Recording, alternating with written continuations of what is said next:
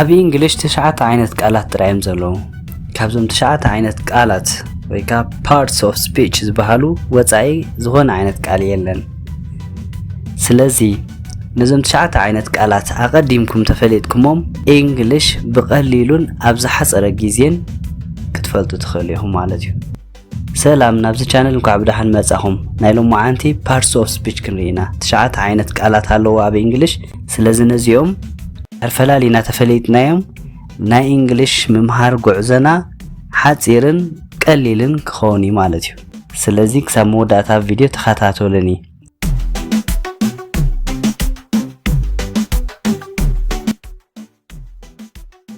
ናይ መጀመርያ noun ካብቶም 9 ሓደ እንታይ noun ወይ ከዓ ስም እዚ ናይ ምንታይ ስም ክኾን ይኽእል እዩ ናይ ሰባት ቦታታት ነገራት ወላውን ናይ ሓሳባት ክኾን ይኽእል እዩ ንኣብነት teacher አዲስ አበባ cat hope ወይ ከዓ ተስፋ እዚኦም ኣሽማት እዮም ኣሽማት ናይ ነገራት ኣብ ከባቢና ዘለዉ ኩሎም nouns ይበሃሉ ማለት እዩ ንኣብነት ገዛ ላፕቶፕ ወንበር ከተማ ሓሳብ ፍቕሪ ለውሃት ዝጭበጡን ዘይጭበጡን ዓይነት ነገራት ኣስማቶም nouns ይበሃሉ ማለት እዩ ስለዚ ቀሊል ይምሽ ብዙሓት ኣስማት ክንጠቅስ ንኽእል ኢና ብፍላይ ቋንቋ ትግርኛ ብዙሓት ኣስማት ክንጠቅስ ንኽእልና ማለት እዩ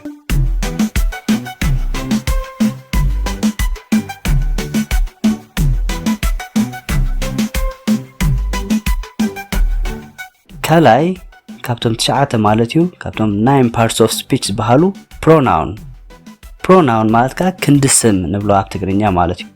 ነቲ ስም ደጋጊምና ክንፅውዖ ተዘይደሊና ብpronoun ንፅውዖ ማለት እዩ ንኣብነት ጆን ኢልና እንድሕር introduction ወይ ከዓ መእተዊ ተገይርና ካብ ጆን ከምዚዩ ጆን ንፉዕ ተምሃራይ ጆን ጻዕራም ሰራሕተኛ ገለ እንዳበልና ከምንጠቅስ ንሱ ገለ ኢልና ክንብል ንኽእልና ማለት እዩ ንሱ ንሳ ዝብሉ ታይም pronouns ዝበሃሉ አይ ኣነ ዊ ንሕና ዩ ንስኻ ወይ ከዓ ንስኺ ወይ ከዓ ንስኹም ሂ ንሱ ሺ ንሳ ኢት ንነገራት ንሱ ወይ ከዓ ንሳ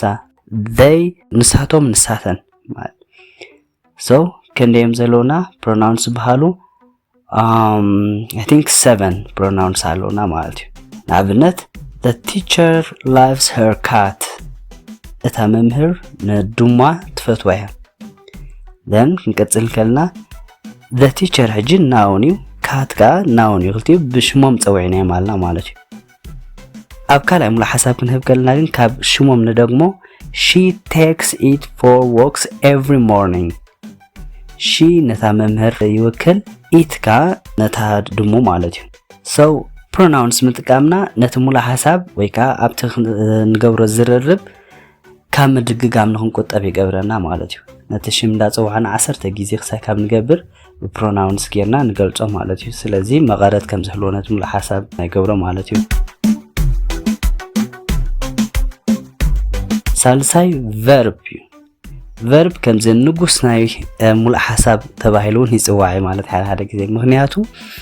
ነፍስ ወከፍ ሙሉ ሓሳብ verb ዘይብሉ የለን እንተወሓደ ከም በዓል is am are ወይ ከዓ auxiliary verbs ዝበሃሉ ኣለዎ ማለት እዩ ዝኾነ ሙሉ ሓሳብ ማለት እዩ verbs ክልተ ዓይነት ከፊልና ንሪኦም ንኽእልና action verbs ተግባር ዘርዩና ማለት እዩ ንኣብነት በሊዑ ሰትዩ ደቂሱ የጽንዕ ይጎይ ዝብሉ action ወይ ከዓ ናይ ተግባር ዝኾኑ ቃላት ሓደ ማለት ካልኣይ ከዓ auxiliary verbs ከም በዓል is am are was were can could may might auxiliary verbs በዓል ወይ ከዓ helping verbs ሓገዝ ትግዝ ከምቲ ዓቢ ወይ ከዓ ከምቲ action verbs ዘይኮንስ ከም ናሽ ዓይነት verbታት ጌርና ክንገልጾም ንኽእል ኢና ማለት እዩ ተደረብቲ ዓይነት ሓገዝቲ ሓደ ግዜ ግን በይኖም ይኾኑ እዮም ኣብ በይኖም ክንጥቀመሎም ከለና ከዓ እንታይ በዓል state of being ናይ ምዃን ክውንነት ክንገልጽ ከለና ናይ ምዃን ወይ ከዓ ክውንነት ክንገልጽ ከለና ንጥቀመሎም ንኣብነት am a boy I am a boy ኣብዚ ሕጂ action verb የለን am ጥራይ ዘላ am auxiliary ስለዚ ክውንነት ኣነ እንታይ ከም ዝኾንኩ ወዲ ከም ዝኾንኩ she's a doctor ንሳ ዶክተር ከም ዝኾነት she's there ንሳ ኣብትላ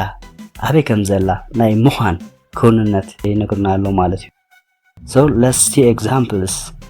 ከም በዓል teach drink, eat, run, sleep, study, think, talk, speak, listen እዚኦም ታይም verbs እዮም example she teaches every day ንሳ መዓልታዊ ትምህር ስለዚህ teach ዝብል ቃል እንታይ ከም ትገብር ንሳ ይነግረና ኣሎ ማለት እዩ action የሪየና ኣሎ ማለት እዩ he runs fast ንሱ ብቁልጥፍ ይጎይ ስለዚህ runs ዝብል እንታይ የሪየና ኣሎ action እንታይ ከም ዝገብር ንሱ ከም ዝጎይ ይነግረና ኣሎ ስለዚህ action ይጠቅመና ሓደ ይልና ኣለና action ንምግላጽ ይጠቅመና ካላይካ state of being ወይ ከዓ ክውንነት ናይ ምዃን state የሪየና ማለት እዩ ንኣብነት she is very dedicated ንሳ ብጣዕሚ ተገዳስነት ዘለዋ ብጣዕሚ ከም ዝቆራጽያ ማለት እዩ she is ሕጂ verb I am a boy ኣነ ወዲ am ኣነ እንታይ ከም ዝኾንኩ ይገልጻሎ ማለት እዩ you are nice so እንታይ ይገልጻሎ ክውንነት so ዝኾነ ዓይነት sentence ብዘይ verb ሙሉእ sentence ክኾን ኣይክእልን ከምቲ ኣቐዲመ ዝበልኩ next adjectives ክሪና በትግርኛ ቅጽል ንብሎም ማለት እዩ ቅጽል ካ ንናውን ወይ ካ pronoun ዝገልጽ እዩ ንስምን ክንዲ ስምን ዝገልጽ እዩ ኩሉ ግዜ ምሶም ትራይ ዝመጽእ ንዖም ይገልጾም ማለት እዩ ናብነት ስም ናይ ሓደ ሰብ ተወሲድና እንታይ ዓይነት ሰብ ምዃኑ እንገልጾ ከለና ፊዚካል እንገልጾ ከለና ናብነት ደጋዊ ቀጢን ነዊሕ ረጉድ ጸሊም ኢልና እንገልጾ ንኽእል ኢና ውሽጣዊ እንገልጾ ተወይናኻ ለባም ዓሻ ለጋስ ፈቃር ጨካን ገለ እንዳበልና እንገልጾ ንኽእል ኢና all these are adjectives abnet በእንግሊሽ ተሪና good bad tall short black yellow ኩሎም ሕብርታት እንታይም adjectives እዮም ምክንያቱ ጸሊም ቀይሕ እንዳበልና ሰባትን ነገራትን እንገልጽ ኢና ኩሎም ቁጥርታት ካ adjectives እዮም ቅጽላት እዮም 10 20 big abnet two people ክልተ ሰባት and 10 cars እንዳበልና በቁጥር ስለንገልጾም እቲ nouns ኩሎም ቁጥርታት እንታይም adjectives እዮም example በሰንተንስ ንረ she has a cute cat she has a cat ሕጂ እኽልት ምልእቲ ሓሳብያ ንዓ ድሙ ኣላታ ግን ነታ ድሙ እንገልጻ ተኾይና እንታይ ዓይነት ያ cute ምልክዕቲ ጽብቕቲ he's a good boy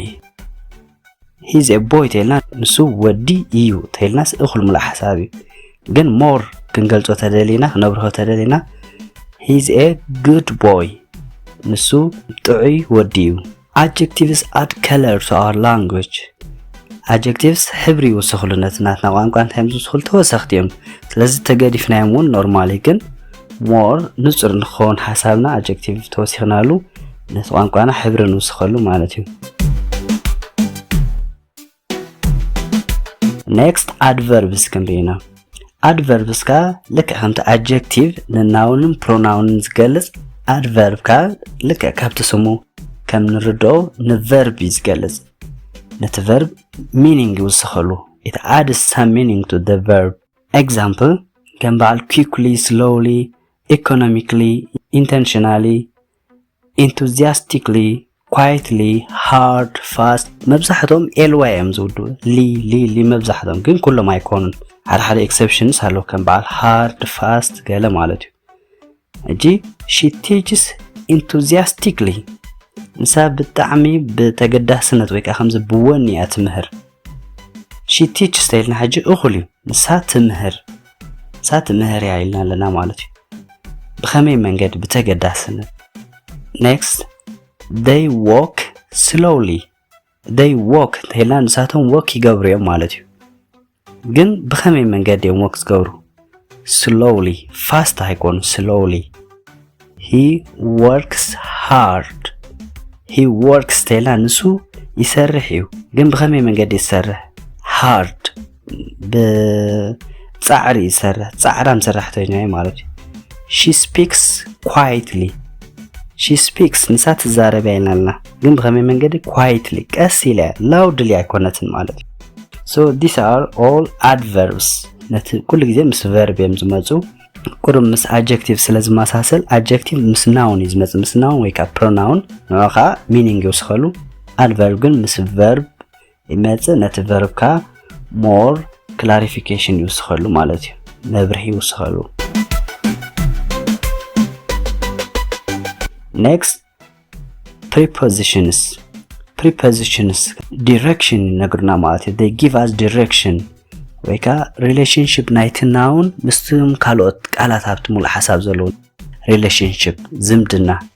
ዝምድና ናይቲ noun ምስቱም ኣው ዘለዎ ካልኦት ቃላት ማለት እዩ I am in Ethiopia she's in Japan ንሳብ ጃፓን ኣላ ስለዚ በዓል in on at around in front of under ዝብሉ ኩሎም prepositions እዮም ማለት እዩ example ነረ the cat sleeps under the table እቲ ድሙ ኣበይ ደቂስ ዘሎ under the table ምስቲ table ዘሎ ዝምድና እንታይ under ኣብ ታሕቲ እዩ on the table ተልና ኣብ ላዕሊ እዩ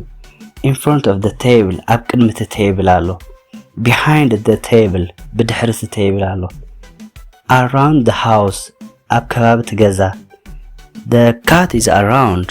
ተልና ኣብዚ ከባቢ ዘሎ ብላለና ማለት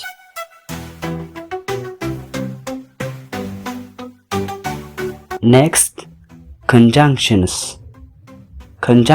ማለት ካ connectors ወይ ካ ኣተሓሓዝትዮም ሓደ ቃል ምስ ካልእ ቃል ወይ ካ ሓደ ሙሉእ ሓሳብ ምስ ካልእ ሙሉእ ሓሳብ ወይ ውን phrase ወይ ካ ዝተቆረፀ ሓሳብ ማለት እዩ ምስ ካልእ phrase exampleaterina ከም በዓል and or but because so ወዘተ ማለት እዩ እጂ and ናብነት ክልተ ተመሳሳልቲ ሓሳባት ክልነተሓስከልና ጥቀመሉ or ካን ኣማራጽታት ከምዚ ወይ ከምዚ ክንገልና but ክልተ ተጻረርቲ ሓሳባት ንተሓስከልና because ማለት ምክንያቱ so ስለዚ ገለ ዝብሉ እዚኦም ሕጂ ኣተሓሓዝትዮም ናብነት ክልተ ቃላት ክነተሓስከልና men and women ሰውትን ኣንስትን tea or coffee ተኸደሊ tea or coffee ሻሂ ወይ ካቡን she teaches English and Tigrinya ኣብዚ ክልተ ሙሉኣት ሓሳባት ክልተ በበይኖም ዝነበሩ ሙሉኣት ሓሳባት ኣተሓሒዝና ማለት ናብ ሓደ ማለት እዩ ሕጂ እዚኣ ፈላሊና እንታይ ክንብላ ንኽእልና she teaches English 4 ነጥቢ ካልኣይት ጀሚርካ she teaches Tigrinya full stop ስለዚ ክልተ ሙሉእ ሓሳብ እዩ ናብ ሓንቲ ክንምጻእ ተኾይና ግን she teaches ዝብል ቃል ናይ ኮመንት ተጠቒምና English and Tigrinya next interjection ካዝበሃሉ ናይ ስምዒት ቃላት ዝበሃሉ እዮም ማለት እዩ ወይ ካ ከምዚ ተገሪምና ወይ ካ ስምዒታውያን ኮይና ንብሎም ዓይነት ቃላት interjection ሲበሃሉ ናይ ምልክት ስምዒትካ ኩሉ ግዜ ነሰንዮም ማለት እዩ ናብነት wow oh hey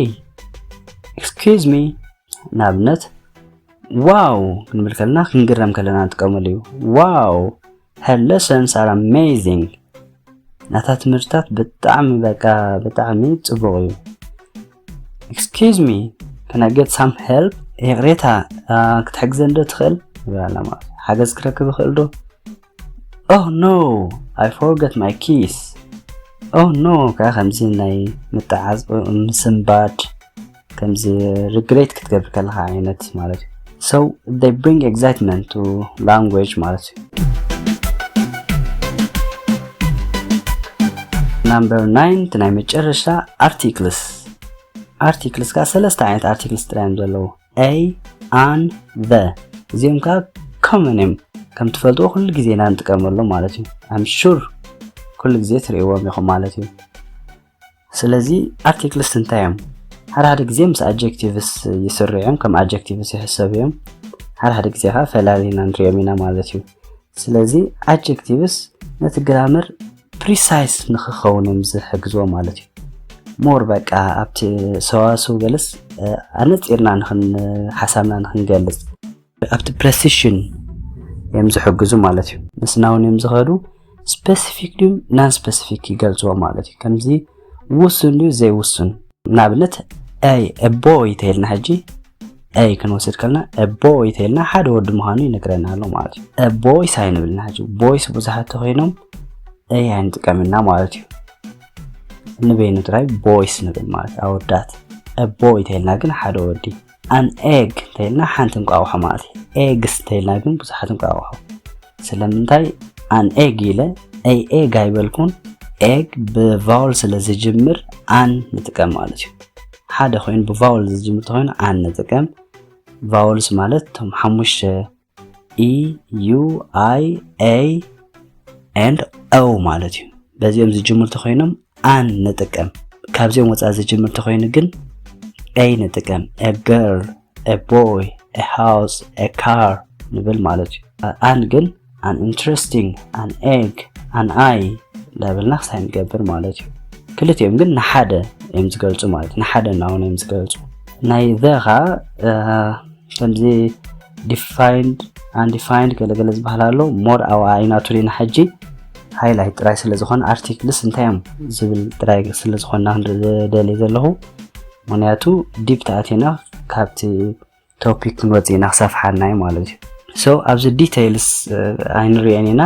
ጥራይ ሃይላይት ንኽትፈላልዮም ስለዝደለኹ ተሻዓትዮምስ አይነት ቃላት ንኽትፈላልዮም ጥራይ ስለዝደለኹ ምናልባት ኣብ መጻኢ ናቶም ቪድዮታት ክሰርሓሎም ይኽእል I don't know so tom 9 parts of speech بحጽር ዝበለ አጋባብ ነዚኦም ይመስሉ I hope